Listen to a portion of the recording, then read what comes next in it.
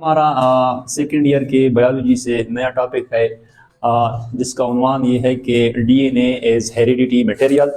DNA is heredity material का मतलब ये है कि हम जानते हैं कि क्रोमोसोम जो होता है हमारे साथ, क्रोमोसोमल थ्योरी ऑफ इनहेरिटेंस के बाद यानी क्रोमोसोम में दो चीज़ें होती है, एक इसमें डीएनए होती है और दूसरी इसमें हिस्टोन प्रोटीन होते हैं। तो क्रोमोसोमल थ्योरी ऑफ इनहेरिटेंस के बाद जो साइंटिस्ट थे वो इस बात पर लगे हुए थे कि क्रोमोसोम में दो चीजें हैं, एक डीएनए है और दूसरी क्या है, प्रोटीन है। अब वो इस बात को देखने के लिए कि इनमें से डीएनए जो है वो पेरेंट्स से कैरेक्टर्स ट्रांसफर करती है बच्चों में, या हिस्टोन प्रोटीन जो है वो पेरेंट्स से बच्चों में क्या करती है, कैरेक्टर ट्रांसफर करती है। तो इसके लिए मुख्तलिफ साइंटिस्ट ने काम किया, एक्सपेरिमेंट्स किए। सबसे पहले जो एक्सपेरिमेंट है वो एक ब्रिटिश माइक्रोबायोलॉजिस्ट था, ग्रेफ्ट्स एक्सपेरिमेंट्स उसको हम नाम देते हैं। ग्रिफ्ट ने इस तरह किया कि उसने एक बैक्टीरिया है, इसका नाम है स्ट्रेप्टोकोकस बैक्टीरिया। तो उसने स्ट्रेप्टोकोकस बैक्टीरिया को लिया। स्ट्रेप्टोकोकस बैक्टीरिया ऐसी बैक्टीरिया है जो कि नमूनिया काज करते हैं, जो रेस्पिरेटरी सिस्टम की एक डिजीज है, लंग्स वगैरह को मुतासिर करती है। स्ट्रेप्टोकोकस बैक्टीरिया जो है इसके दो टाइप्स है। स्ट्रेप्टोकोकस बैक्टीरिया के दो टाइप्स है, एक को हम नाम देते हैं एस टाइप बैक्टीरिया, दूसरे को हम नाम एस टाइप बैक्टीरिया और दूसरे को हम नाम देते हैं आर टाइप बैक्टीरिया। ये दो किस्म के ये दो टाइप्स है स्ट्रेप्टोकोकस बैक्टीरिया के। इधर एस जो है, एस स्टैंड्स फॉर स्मूथ। ये किस लिए स्टैंड करता है, स्मूथ। यानी फॉर एग्जांपल इसका मतलब ये है कि ये आपके साथ बैक्टीरिया है, ये फॉर एग्जांपल ये आपके साथ बैक्टीरिया है, तो इस बैक्टीरिया के ऊपर एक कवर मौजूद होता है, एक लेयर है, एक कोटिंग है। इसकी वजह से इसकी जो अपीयरेंस है वो क्या है, स्मूथ है। और दूसरी टाइप की जो बैक्टीरिया है इसके ऊपर कोई कवर नहीं है और इसकी जो अपीयरेंस है वो क्या है, रफ है, रफ टाइप के दिखाई देता है। दूसरी बात यह है कि इसमें जो एस टाइप बैक्टीरिया है इसकी मतलब ये जो डीएनए है ये ऐसे जीन्स कैरी करते हैं जो कि क्या काज करते हैं, निमोनिया काज करते हैं। ये क्या काज करते हैं, नमूनिया। जबकि आर टाइप के अंदर की जो डीएनए है उसमें अंदर जो जीन है ये डू नॉट काज नमूनिया, ये नमूनिया काज नहीं करती। यानी स्ट्रेप्टोकोकस बैक्टीरिया के दो टाइप्स है, एस टाइप बैक्टीरिया और दूसरा जो है वो है आर टाइप बैक्टीरिया। इसमें एस टाइप की जो बैक्टीरिया है ये नमूनिया काज करती है और आर टाइप की जो बैक्टीरिया है वो नमूनिया काज नहीं करती। तो उसने चार एक्सपेरिमेंट्स परफॉर्म किए। सबसे पहले उसने क्या किया कि जो आर टाइप का जो बैक्टीरिया था इसको लिया, एक इंजेक्शन इसकी ली। देखिए इधर लिखा, इसको इंजेक्ट किया, लिविंग आर टाइप इंजेक्शन। यानी जो माउस था उसके अंदर लिविंग आर टाइप की जो बैक्टीरिया थी, जो स्ट्रेप्टोकोकस बैक्टीरिया थी, उसको इंजेक्ट किया। तो रिजल्ट जो आया, माउस जो था उस पर कुछ भी ना हुआ, उसको नमूनिया ना हुआ। यानी उसके साथ मैं लिखता हूं सर्वाइव्ड। क्या लिखता हूं, सर्वाइव्ड या एलाइव, या मैं लिखता हूं एलाइव, यानी वो जिंदा बच गया। ये पहली एक्सपेरिमेंट थी माउस पर, चूहे पर। दूसरी एक्सपेरिमेंट में उसने जो एस टाइप की जो बैक्टीरिया थी, एस टाइप बैक्टीरिया, उसको इंजेक्ट किया माउस के अंदर। तो माउस जो था, चूहा जो था वो क्या हो गया, डाइड। वो क्या हो गया, डाइड, मर गया। थर्ड टाइप में उसने क्या किया कि जो एस टाइप की बैक्टीरिया थी उसको हीट किया। हीट मतलब उसकी टेम्परेचर, आप इसकी टेम्परेचर को बढ़ाए तो वो मर जाते हैं। यानी जो एस टाइप की जो बैक्टीरिया है जो कि नमूनिया काज करते हैं, उसको हीट किया, उसकी टेम्परेचर को बढ़ाया, फिर उसको इंजेक्ट किया माउस के अंदर। तो माउस जो था वो फिर क्या हो गया, सर्वाइव्ड, यानी वो क्या था, जिंदा बच गया। वो क्या हो गया, जिंदा बच गया। फोर्थ टाइप में, यानी फोर्थ जो एक्सपेरिमेंट में थी, उसने एक्सपेरिमेंट डिफरेंट किया। उसने क्या किया कि आर टाइप की जो बैक्टीरिया थी वो लिविंग ले ली। वो क्या ली, लिविंग, यानी वो जिंदा थी। और एस टाइप की जो बैक्टीरिया थी वो डेड थी। वो क्या थी, डेड थी। अब इन दोनों को क्या किया, माउस के अंदर इंजेक्ट किया। तो माउस जो था वो क्या हो गया, एस टाइप तो क्या है, वो तो डीड है। तो इधर तो माउस ने जिंदा बच जाना था, क्योंकि आर टाइप अगर जिंदा है वो तो मलेरिया काज नहीं करती। लेकिन इस हालत में माउस जो था वो क्या हो गया, डीड हो गया। क्या हो गया, डीड। अब इधर क्वेश्चन ये आता है कि जब उसने एस टाइप को तो डीड इंजेक्ट किया था, फिर माउस क्यों मरा। अब इसमें दो कंडीशंस होते हैं। इसका एक कंडीशन तो यह है कि जब उस एस टाइप को इंजेक्ट किया तो उसके माउस के अंदर क्या हो गया, दोबारा जिंदा हो गया, तो इस वजह से उस माउस को किल किया। भी इस तरह हो नहीं सकता। लेकिन जब उसने इस माउस की ब्लड को लिया, क्या किया, माउस की जो ब्लड था, ब्लड उसको लिया, उसको माउस को एब्जॉर्ब किया, तो उसने उसकी ब्लड में इस टाइप की जो बैक्टीरिया की जो कंटेंट थी वो उसने उसको ऑब्जर्व किया, देखा। तो इधर एक बात इस एक्सपेरिमेंट से साबित हुई गई कि जब आप फॉर एग्जांपल देखें, ये फॉर एग्जांपल ये एक माउस है, फॉर एग्जांपल ये माउस है, इसमें ये एस टाइप है, एस टाइप, और ये जो है आर टाइप बैक्टीरिया है। क्या है, ये आर टाइप है और ये जो एस है। अब इस टाइप के अंदर क्या मौजूद है, डीएनए मौजूद है जिसके अंदर जीन्स होंगे जो नमूनिया कास्ट करते हैं, और आर टाइप के अंदर अपनी डीएनए थी। आर टाइप के अंदर क्या थी, अपनी डीएनए थी। ये तो हीट केल था, तो इस तरह हुआ था कि इसकी जो डीएनए कंटेंट थी वो आर टाइप के अंदर क्या हो गई थी, ट्रांसफर हो गई थी। देखिए इसके साथ एक अपनी डीएनए है और एक आर टाइप की डीएनए आ गई। तो आर टाइप डीएनए के आने के बाद इसकी जो कैरेक्टर थी वो मुकम्मल तौर पर क्या हो गई, चेंज हो गई। यानी पहले ये जो था शरीफ के समत का था, लेकिन इस टाइप की बैक्टीरिया की डीएनए आने के बाद ये क्या हो गया, ये इस तरह बन गया कि it also start causing malaria. तो इधर हमने लिखा है transformation, in this way it was confirm that the transferring agent was DNA. ये ट्रांसफरिंग एजेंट कौन थी, यानी मलेरिया काजिंग एजेंट कौन थी, वो डीएनए थी। ये उसकी पहली एक्सपेरिमेंट थी। उसने बंद कर सेकेंड जो एक्सपेरिमेंट थी, तो ग्रेफ्ट की एक्सपेरिमेंट्स को कंफर्म करने के लिए एक दूसरा साइंटिस्ट आया, average and hedge colleagues experiments. इसके साथ दो और बंदे थे और ये किया था, एक एवरे था। उसने क्या किया कि they demonstrated that transferring activity is lost, यानी ये जो इस टाइप की बैक्टीरिया है इसकी जो ट्रांसफरिंग एक्टिविटी है, मलेरिया काज करने की जो वजह है, ये लॉस हो जाती है, ये खत्म हो जाती है if DNA of heat killed इस type bacteria is destroyed.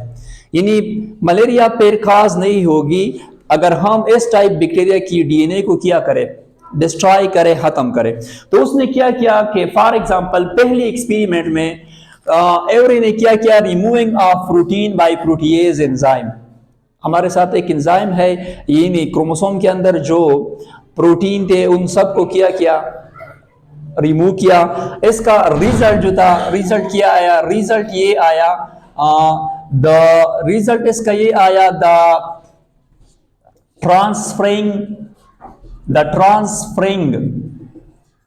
Activity was not reduced, यानी जो ट्रांसफरिंग एक्टिविटी थी, जो मलेरिया काज करने की एक्टिविटी थी, वो बरकरार थी। यानी प्रोटीन के ख़त्म करने के बाद भी जब वो इस टाइप की जो बैक्टीरिया हीट किल थी, वो अगर इंजेक्ट करते आर टाइप के साथ, तो तब भी वो क्या करती, मलेरिया काज करती। अच्छा, प्रोटीएज एंजाइम। दूसरी एक्सपेरिमेंट में उसने क्या किया कि आरएनए को खत्म किया, आरएनए को बिल्कुल रिड्यूस किया, खत्म किया बाय आरएनएज एंजाइम। इधर भी जो किया थी ट्रांसफरिंग एक्टिविटी कंटिन्यू थी। ट्रांसफरिंग एक्टिविटी क्या थी, ट्रांसफरिंग एक्टिविटी मैं लिखता हूं वाज नॉट रिड्यूस्ड, यानी इधर भी अगर एस टाइप हीट किल्ड और आर टाइप लाइव बैक्टीरिया को किसी माउस के अंदर इंजेक्ट करते तो उस माउस को क्या हो जाता था, नमूनिया हो जाता था। आखिर में उसने क्या किया कि डीएनए को डीएनएज एंजाइम के जरिए क्या खत्म किया, रिमूव किया। तो इस हालत में क्या किया, जो माउस को जो थे चूहे थे ऑब्जर्व किया था, तो इधर क्या हो गया कि जो ट्रांसफरिंग एक्टिविटी है, transferring activity was reduced, transferring activity was reduced, यानी इस हालत में जो चूहा था उसको नमूनिया नहीं हो जाती थी और वो जिंदा बच जाता था। पहले प्रोटीन को रिमूव किया, माउस जो था उसको नमूनिया हो जाता था। फिर आरएनए को रिमूव किया, माउस को क्या था, नमूनिया हो जाता था। और आखिर में जब डीएनए को रिमूव किया तो माउस को मलेरिया नहीं हुआ। तो इस बात से क्या साबित होता है, इन एक्सपेरिमेंट से क्या साबित होता है कि ये डीएनए है जो कि क्या करती है, ट्रांसफरिंग एक्टिविटी करती है। यानी डीएनए ही के जरिए जो कैरेक्टर्स है वो पेरेंट से ऑफस्प्रिंग में मुंतकिल होते हैं। और आखिर में जो एक्सपेरिमेंट थे वो है Hershey and Chase experiments, Hershey and Chase experiments. इन्होंने तीन चीज़ों के इस्तेमाल किया। पहले एक वायरस है बैक्टीरियोफेज, ये ऐसा वायरस है जो कि वो बैक्टीरिया को इन्फेक्ट करती है, और उसमें साथ एक बैक्टीरिया भी इस्तेमाल किया, एक इकोली बैक्टीरिया। आप लोग जानते हैं कि डीएनए के अंदर फास्फोरस होता है, और प्रोटीन की डिफिनीशन मैंने ऑलरेडी लिखा था कि प्रोटीन के अंदर सल्फर होगा। फिर ये जो फास्फोरस है और जो सल्फर है, इनकी आइसोटोप्स को यूज किया। ये जो आइसोटोप्स थे, इनके साथ मैं लिखता हूं कि ये रेडियो एक्टिव थे। ये क्या थे, रेडियो एक्टिव। रेडियो का मतलब है इमेट रेडिएशंस। ये क्या इमेट करती है, रेडिएशंस जो करती है, ये आपको एक खास किस्म की लाइट देती है। इसने दो ग्रुप बनाए, ग्रुप ए और ग्रुप बी। ग्रुप ए के अंदर एक ये इकोली बैक्टीरिया है, ये क्या है, ये इकोली बैक्टीरिया है, और ये भी क्या है, इकोली बैक्टीरिया है। और ये जो है इसके अंदर देखिए ये जो है ये बैक्टीरियोफेज है, ये क्या है, बैक्टीरियोफेज। और ये भी क्या है, ये भी बैक्टीरियोफेज है। पहले में इसने इस तरह किया कि जो फास्फोरस जो है फास्फोरस जो है वो डीएनए के अंदर मौजूद है। तो ये जो फास्फोरस है ये इसको इंट्रोड्यूस किया डीएनए के अंदर।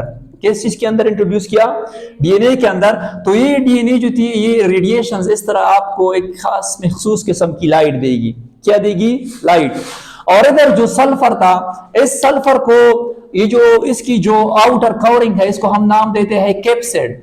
ये कैप्सिड प्रोटीन की बनी होती है और प्रोटीन के अंदर क्या होगी, सल्फर होगा। इसके अंदर इंट्रोड्यूस किया तो ये जो कैप्सिड थी वो क्या थी, एक खास किस्म की आपको रोशनी देती थी।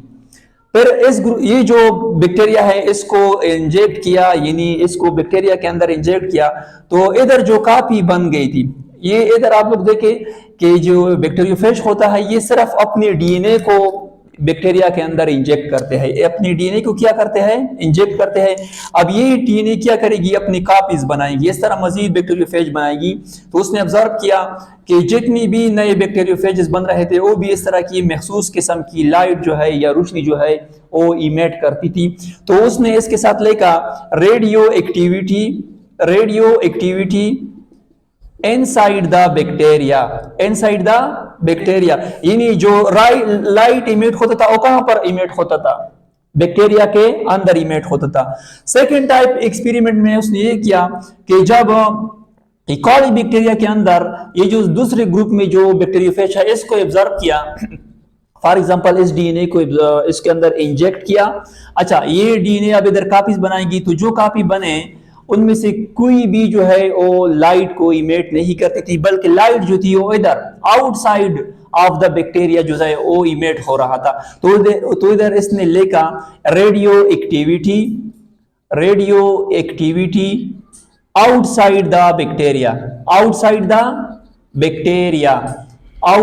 बैक्टीरिया। अब इस एक्सपेरिमेंट से ये साबित होता है कि फॉर एग्जांपल अगर डीएनए करेक्टर्स कैरी ना करती तो जिस तरह यहां पर ये जो नए कॉपीज बन गए थे बैक्टीरियोफेज के, वो क्या कर रहे थे, रेडिएशंस इमेट कर रहे थे। क्योंकि जो फास्फोरस था डीएनए के अंदर उसका आइसोटोप्स इस्तेमाल होता और वो रेडियो एक्टिव था, रेडिएशंस इमेट करता था।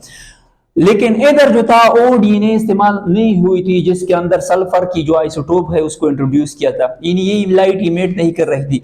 अब इधर जब उसने नई कॉपी बनाई तो वो भी क्या थे, लाइट इमेट नहीं कर रहे थे, बल्कि लाइट जो इमेट हो रहा था वो बैक्टीरिया से बाहर जो प्रोटीन कोड था वो इमेट कर रहा था। तो इन दोनों एक्सपेरिमेंट से ये साबित हुआ कि DNA act as heredity material, कि डीएनए क्या करती है, ये हेरिडिटी मटेरियल के तौर पर काम करती है, यानी पेरेंट से जो कैरेक्टर्स ट्रांसफर होंगे वो किस वजह से होंगे, और डीएनए की वजह से होंगे। प्रोटीन का काम और है। आखिर में ये बात बिल्कुल साबित हो गई कि डीएनए जो है ये act as heredity material. Heredity material का मतलब ये है कि ये पेरेंट से ऑफस्प्रिंग में कैरेक्टर्स को क्या करेंगे, ट्रांसफर करेंगे। It was all about DNA is heredity material. That's